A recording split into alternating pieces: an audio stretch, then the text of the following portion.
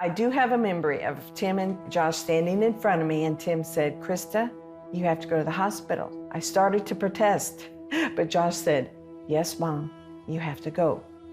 It had been 3 years since Christa Grant noticed a decline in her memory and energy levels. The now 62-year-old teacher just shrugged it off as old age.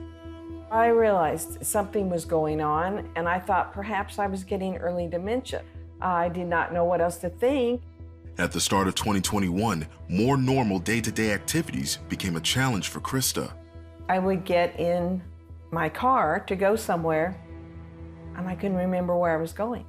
I was struggling with learning something new for the online classes. When I would talk to anyone, I would get to the last word of the sentence, and it wasn't there. I was having great difficulty. While at home with her mother that spring, it was clear something more was going on. It was starting to affect my vision. I just couldn't get up and do anything. I didn't eat, I didn't drink, I didn't even get up to use the restroom. Well, I was concerned about it because she was sitting there beside me, obviously not really comprehending anything I was saying, thinking right off the bat that she had had a stroke. We got her up and got her in the car and took her. Once in the ER, doctors sent her for a CAT scan. It wasn't a stroke. It was a brain tumor that could rupture at any moment and needed to be removed immediately.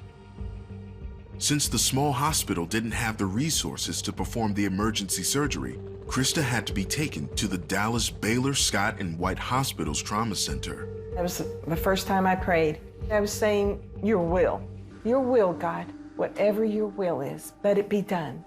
I'm praying for the healing, but I'm also trying to prepare to deal with the issues. At the trauma center, doctors found Christa's brain was swelling. Surgery would have to wait until medication could reduce the pressure caused by the tumor. Christa's family had arrived and were praying for God's healing. By the next day, it had taken the swelling down enough that I seemed back to my normal self. They set the surgery. Again, you're just rolling along with it and praying, God, would you heal her, please? Doctors said the surgery could go either way. While the tumor wasn't cancerous, the CAT scan revealed that it was entangled in the blood vessels around her brain, making removal that much more difficult. The surgery would take up to 10 hours. Worse, even the successful removal of the tumor could leave Christa impaired for life. They did tell me ahead, you may have to relearn to do everything. Eat, drink, talk, read, use the bathroom. I mean, they meant everything.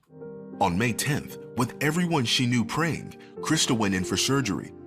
2.5 hours later, they brought her out of the OR.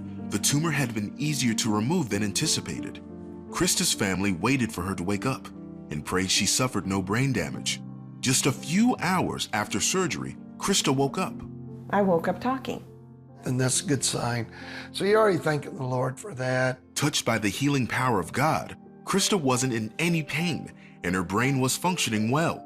In fact, she was walking, talking, praising God. She's already talking more than I'd seen her in the last number of months.